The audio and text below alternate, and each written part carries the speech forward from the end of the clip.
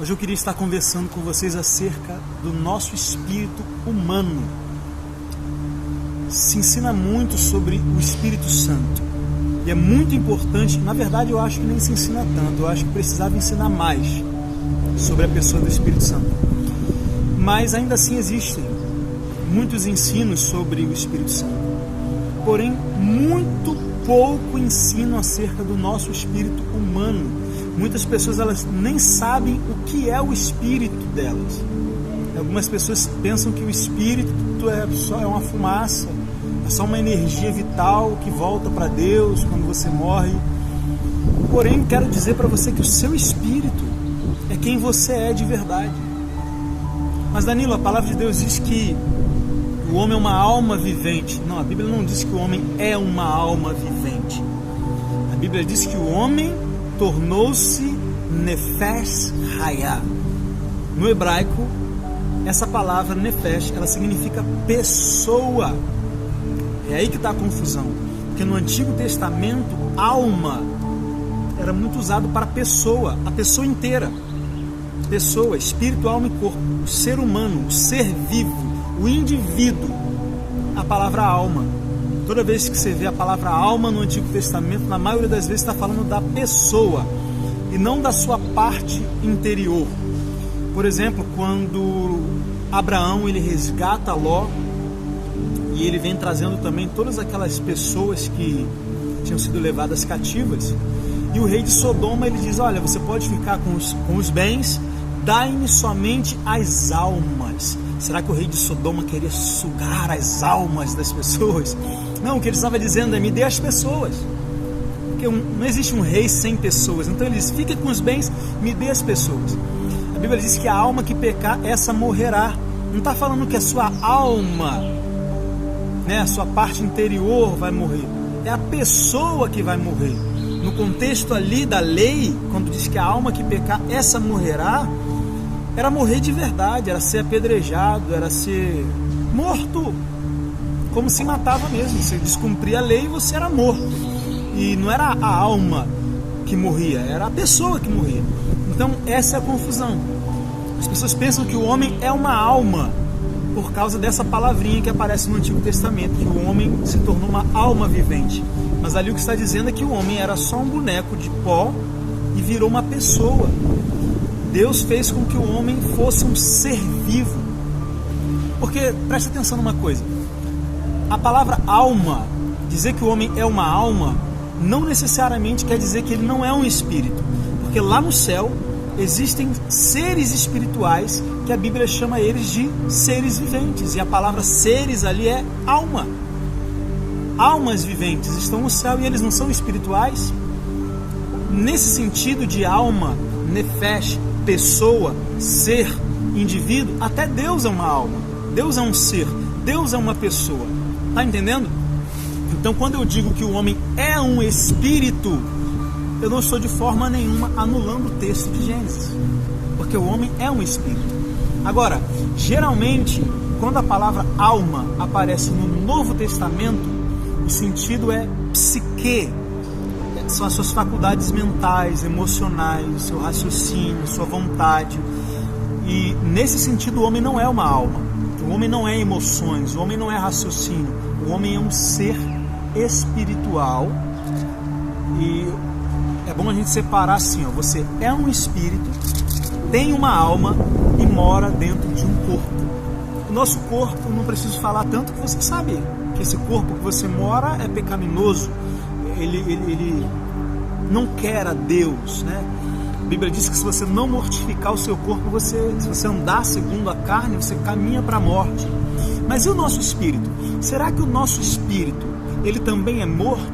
Será que o nosso espírito, ele também compartilha da mesma natureza caída que o nosso corpo? Ou será que o nosso espírito, aquilo que nós somos por dentro, é diferente? É isso que eu quero conversar com você hoje. Então vamos lá. O que a Bíblia tem a dizer sobre o nosso espírito? Por que é importante saber quem é o homem espiritual? O que é o meu espírito? Quem sou eu no espírito? Sabe que existe muitos textos na Bíblia que estão falando sobre o seu espírito e você acha que está falando sobre o Espírito Santo?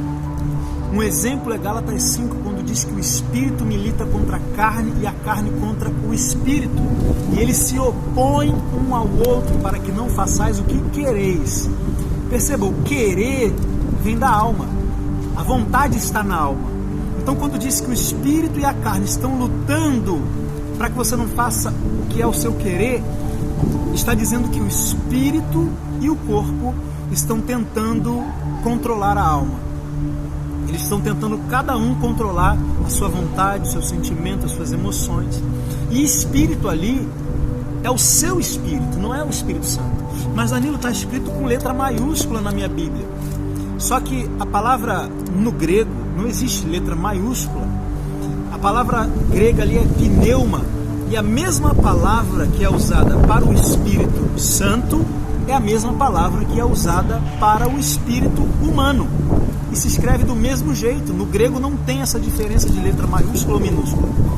Quem colocou a letra maiúscula aqui foi o tradutor, quando traduziu para o português, porque ele achou que era o Espírito Santo. Mas quando você olha o contexto, não pode ser o Espírito Santo, porque o Espírito Santo não está lutando contra a sua carne. É você que está lutando contra a sua carne. O Espírito Santo, ele te ajuda a lutar contra a sua carne, mas ele não luta com a sua carne por você. Senão, ele estaria vencendo. Olha quantas pessoas estão andando na carne. Será que o Espírito Santo está falhando? Será que o Espírito Santo está lutando contra a carne e o Espírito Santo é tão fraco assim que ele não está conseguindo vencer a carne? Então ali está falando que é o seu homem interior lutando contra o seu homem exterior. É isso que está dizendo, é aquilo que Paulo fala lá em Romanos 7. Olha, segundo o homem interior, eu tenho prazer na lei de Deus, mas encontro nos meus membros uma outra lei que guerreia contra a lei do meu entendimento. Percebeu? Que é, a carne não está guerreando contra o Espírito Santo, ela está guerreando contra o meu homem interior. Então, quem eu sou de verdade está lutando contra aquilo que eu sou na carne. Agora, quem eu sou de verdade? Será que eu sou uma pessoa morta? Se eu acho, eu quero ler com você um texto que está em Efésios capítulo 2. Efésios capítulo 2, verso 1 em diante diz assim: E ele vos deu vida quando vocês estavam mortos em ofensas e pecados. Percebeu que o verbo aqui está no passado? Você estava morto em ofensa e pecado, mas ele te deu vida.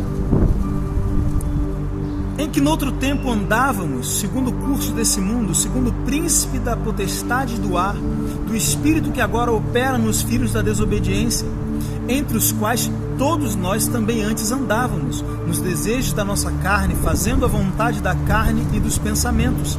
E éramos por natureza, presta atenção nessa palavra, natureza, éramos por natureza filhos da ira. Mais uma vez o verbo aqui está no passado, ou seja, você tinha uma natureza, você não tem mais essa natureza. Então perceba que quando eu estava morto, alguém aí estava morto dentro de um caixão quando pregaram o evangelho para você? Então não está falando que o meu corpo estava morto, era o meu espírito que estava morto. Então o meu espírito estava morto espiritualmente. E a Bíblia vai dizer que eu era por natureza filho da ira. Então eu tinha uma natureza pecaminosa. E quando o verbo é colocado aqui no passado, você precisa entender que você não está mais nessa condição. Sabe que tem pessoas que elas não sabem disso? Elas pensam que elas ainda são miseráveis, pecadores, mortos, e que a única coisa que diferencia elas dos demais homens é só o fato de que o Espírito Santo está vivendo nela. Não que não seja grande coisa o Espírito Santo morar em você, isso é espetacular, porém não para aí. O Espírito Santo não só veio morar em você, ele veio regenerar você, ele veio gerar você de novo. Ele entrou em você, pegou o seu espírito e recriou, e fez um espírito novo,